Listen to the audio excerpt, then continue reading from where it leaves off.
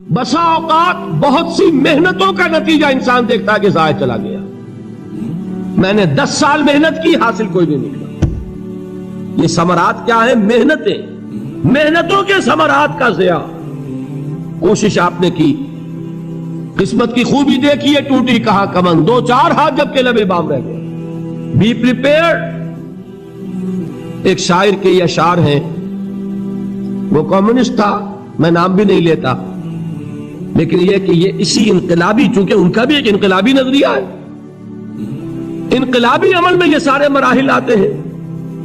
کوئی set back آیا، فرض کیجئے کوئی ناکامی ہو گئی، تو اپنے ساتھیوں کو دل بندھانے کے لیے یہ فصل امیدوں کی ہمدم اس بار بھی غارت جائے گی، سب محنت صبحوں شاموں کی اب کے بھی اکارت جائے گی. میرے نبی کے ثمرات کا جو لفظ یہاں آیا ہے، وَنَقْصٍ مِّنَ الْأَمْوَالِ وَالْأَنفُسِ وَالثَّمَرَاتِ، سب محنت صبحوں شاموں کی اب کے بھی اکارت جائے گی. دھرتی کے کونوں کھدروں میں پھر اپنے لہو کی کھاد بھرو، پھر مٹی سینچو اشکوں سے، پھر اگلی رت کی فکر کرو، پھر اگلی رت کی فکر کرو، جب پھر ایک بار اجڑنا ہے. ایک فصل پکی تو بھر پایا، تب تک تو یہی کچھ کرنا ہے. ایک مقصد ہے سامنے، انقلاب برپا کرنا ہے. ایک کوشش ناکام ہو جائے کوئی پرواہ نہیں، نیکسٹ.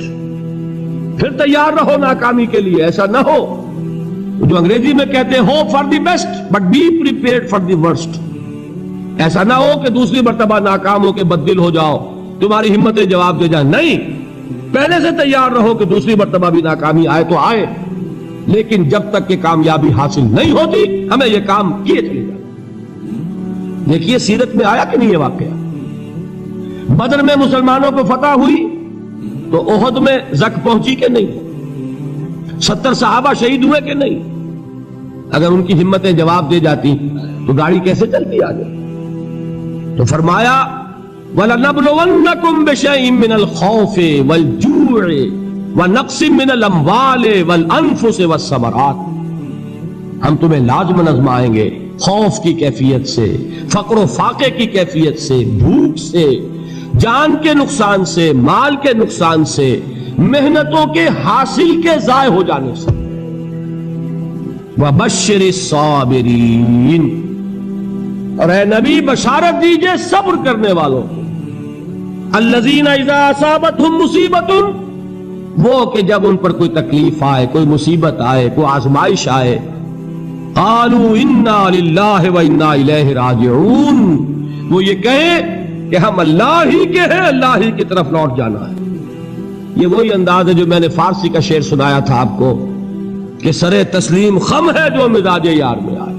وہ ہمارا مولا ہے، ہمارا آقا ہے. اگر اسے یہی منظور ہے تو ہمیں بھی یہی منظور ہے.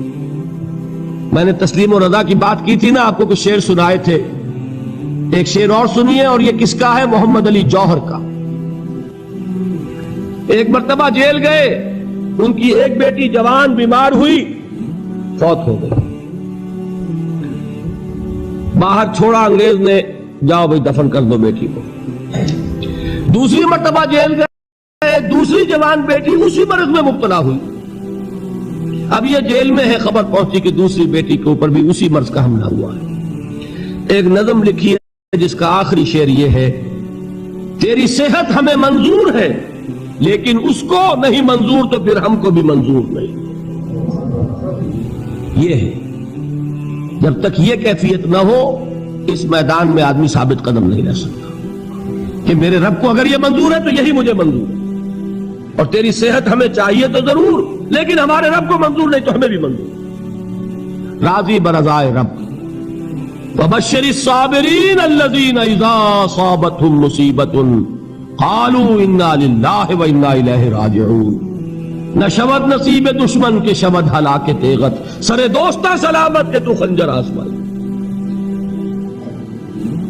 اولئک علیہم صلوات من ربہم ورحمہ، یہی ہے وہ لوگ جن پر ان کے رب کی طرف سے عنایتیں ہیں اور رحمتیں ہیں. وَأُولَئِكَ هُمُ الْمُهْتَدُونَ، اور یہی ہے وہ لوگ جو کامیاب ہونے والے ہیں، ہدایت پانے والے، ہدایت یافتہ. اسی سورہ بقرہ میں ذرا آگے چل کر، یہ تو ہے 20واں رکوع، 19واں رکوع. 21ویں رکوع کی پہلی آیت ہے لیس البر ان تولوا وجوهکم قبل المشرق والمغرب ولكن البر من آمن بالله واليوم الآخر والملائكة والكتاب والنبيين وآتى المال على حبه ذوي القربى واليتامى والمساكين وابن السبيل والسائلين وفي الرقاب وأقام الصلاة وآتى الزكاة والموفون بعهدهم إذا عاهدوا والصابرين في البأساء والضراء وحين البأس. اب یہ آیت جو ہے سورۃ العصر میں جو مضامین آئے تھے سارے اس میں موجود ہیں. وہاں ایمان کا لفظ آیا، یہاں 5 ایمانیات کی تفصیل آ گئی، اعمال کی تفصیل آئی، اور آخری بات وہاں کیا ہے وَتَوَاصَوْا بِالصَّبْرِ، اور یہاں کیا ہے وَالصَّابِرِينَ فِي الْبَأْسَاءِ وَالضَّرَّاءِ وَحِينَ الْبَأْسِ، اور صبر کرنے والے. اصل نیکی ان کی ہے جو صبر کریں. کس میں؟ جنگ کے وقت. ذرائے باسائے، باسا کہتے ہیں فقر اور فاقہ. واحد آئے گا باس تو اس کے معنی جنگ، اور باسا جمع میں آئے گا تو فاقہ فقر بھوک. اور ذرائے جسمانی تکلیف، ضرر جسمانی تکلیفوں میں صبر کرنے والے، فقر اور فاقے میں صبر کرنے والے، اور جنگ کے وقت صبر کرنے والے. اولئک الذین صدقوا واولئک هم المتقون، یہ ہیں وہ لوگ جو صبر کرنے والے ہیں، یہ ہیں جو سچے ہیں، جو اپنے دعوے میں نیکی کے اور ایمان کے صادق ہیں، اور یہی وہ لوگ ہیں جو متقی. اگلی سورت ہے سورہ آل عمران، اس میں 2 لفظ آئے ہیں آخری آیت، یا ایھا الذین آمنوا اصبروا وصابروا ورابطوا واتقوا اللہ لعلکم تفلحون. دیکھیے یہاں صبر اور صابر جو تعلق جہد اور جہاد کا ہے وہی ہے صبر اور مصابرت. صبر ایک طرفہ عمل ہے، آپ جھیل رہے ہیں، برداشت کر رہے ہیں. صبر علی المعصیہ، صبر علی الطاعہ، صبر علی الابتلاء، یہ سب کیا ہے؟ صبر. اور مصابرت کیا ہے؟ صبر کا صبر سے مقابلہ. یہ سورہ آل عمران اب وقت نہیں ہے، میں آپ کو سناتا اللہ تعالیٰ نے کیسے کیسے مسلمانوں سے کہا، مسلمانوں تمہیں زک پہنچی ہے تو انہیں بھی تو پہنچی تھی. ان کے 70 نہیں مارے گئے تھے بدر میں؟ ان کے حوصلے جو ہیں وہ تو پست نہیں ہوئے، وہ اگلے سال آ گئے تم پر چڑھائی کر کے. تم کیوں اتنا برا مان رہے ہو؟ تمہارے دل اتنے زخمی کیوں ہو گئے؟ تمہیں تکلیف پہنچتی ہے تو انہیں بھی پہنچتی ہے. اپنی غیرت جو ہے ہمیں ذرا اس کا جائزہ لینا چاہیے. لوگ باطل نظریات کے لیے کتنی قربانیاں دے رہے ہیں، لوگ باطل چیزوں کے فروغ کے لیے کتنی محنتیں کر رہے ہیں. جیسا کہ میں نے ابھی کہا تھا، اسی غیرت کو چیلنج کرنے کے لیے، ذرا آپ کی حمیت دینی کو جوش دلانے کے لیے، قادیانی نوجوان کتنی تعداد میں اپنے آپ کو دین کے لیے وقت، ہمیں ذرا اس کا جائزہ لینا چاہیے. لوگ باطل نظریات کے لیے کتنی قربانیاں دے رہے ہیں، لوگ باطل چیزوں کے فروغ کے لیے کتنی محنتیں کر رہے ہیں. جیسا کہ میں نے ابھی کہا تھا، اسی غیرت کو چیلنج کرنے کے لیے، ذرا آپ کی حمیت دینی کو جوش دلانے کے لیے، قادیانی نوجوان کتنی تعداد میں اپنے آپ کو دین کے لیے وقف کرتا ہے، اور آپ کتنے نوجوان ہیں جو اپنے آپ کو دین کے لیے وقف کرتے ہیں، اور وہ کھاتے پیتے گھرانوں کے لوگ. یہ نہیں ہے کہ اگر کوئی اور کام نہیں کر سکتا تو پھر یہ ہے کہ وہ دین کے کام میں لگ جائے. باصلاحیت لوگ، کھاتے پیتے لوگ، ذہنی استعداد رکھنے والے لوگ، اونچے گھرانوں کے لوگ، وہ وقف کریں اپنے آپ کو دین کے لیے.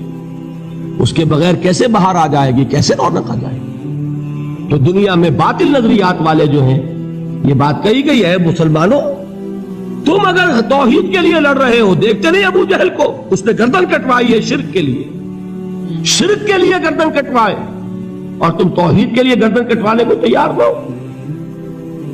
اس نے گردن کٹوائی کہ نہیں کٹوائی؟ اور کس طرح کٹوائی ہے؟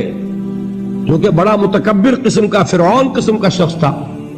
جب گردن کاٹنے لگے تو کہتا ہے ذرا نیچے سے کاٹنا، تاکہ جب تم نیزے کے اوپر چڑھاؤ میرے سر کو تو اونچا نظر آئے، معلوم ہو سردار کا سر. وہ بدبخت مرتے ہوئے بھی جو اس کی کیفیت تھی نا، اس کو ذہن میں رکھیے. تو یہ اس لوگوں نے قربانیاں دی، جانے دی. تو فرمایا اگر تم ان سے زیادہ قربانی نہیں دو گے، یہ جو نوٹ کر لیجئے اس کو، مجرد اگر حق کو غالب کرنا اللہ کے ذمے ہو تو آنے واحد میں غالب کر دے گا، تمہیں تکلیف ہی دینے کی ضرورت نہیں. سمجھ رہے؟ کیا اللہ کے مقابلے میں کوئی باطل کی طاقت ٹھہر سکتی ہے؟ یہ تمہارے ایمان کا امتحان ہے، یہ تمہارے خلوص کی آزمائش ہے، یہ تمہارے امتحان کا ثبوت درکار ہے کہ اللہ تعالیٰ دیکھنا چاہتا ہے تم اس کے لیے اپنی جانیں قربان کرنے کو تیار ہو کہ نہیں، تم اس کے لیے تن من دھن لگانے کو تیار ہو کہ نہیں. اور یہ جان لو کہ اگر کفار اور مشرکین اور ملحدین اور باطل نظریات والے وہ جو کچھ قربانیاں اپنے باطل نظریات کے لیے دے رہے ہیں ان سے زیادہ اگر تم نہیں دو گے تو حق غالب نہیں ہوگا. انہوں نے جو صبر کیا ہے اپنے باطل نظریات پر، اگر تم اس سے زیادہ صبر کا ثبوت نہیں دو گے اپنے اس حق پر تو حق غالب نہیں ہوگا. اس لیے فرمایا یا ایھا الذین آمنوا اصبروا وصابروا، نہ صرف یہ کہ صبر کرو بلکہ صبر میں اپنے دشمنوں سے آگے نکلو، ان کے صبر سے بڑھ کر صبر کرو. وَرَابِطُوا، مرابطہ کہتے ہیں چوکس رہنا، ہوشیار، پہرا دو، ایسا نہ ہو کہ دشمن جو ہے غفلت میں تمہارے اوپر کوئی حملہ جو ہے کر بیٹھے. وَاتَّقُوا اللَّهَ، اور اللہ کا تقوی اختیار کرو، لعلکم تفلحون،